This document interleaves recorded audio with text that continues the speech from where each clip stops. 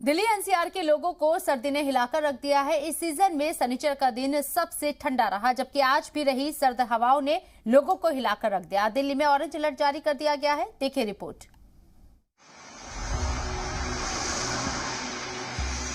दिल्ली समेत शुमाली हिंद में सर्दी ने अपना जोर दिखाना शुरू कर दिया है।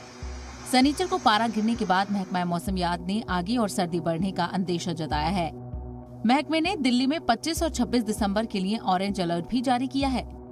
अलर्ट के मुताबिक अभी कई दिन और शीतलहर चलेगी।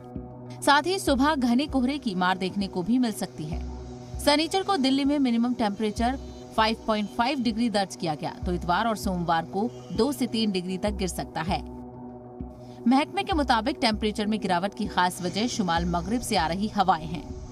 हालांकि दिल्ली एनसीआर को मंगल को ठंड से थोड़ी राहत मिल सकती है। मंगल को मिनिमम टेम्परेचर में 1 डिग्री का इजाफा हो सकता है।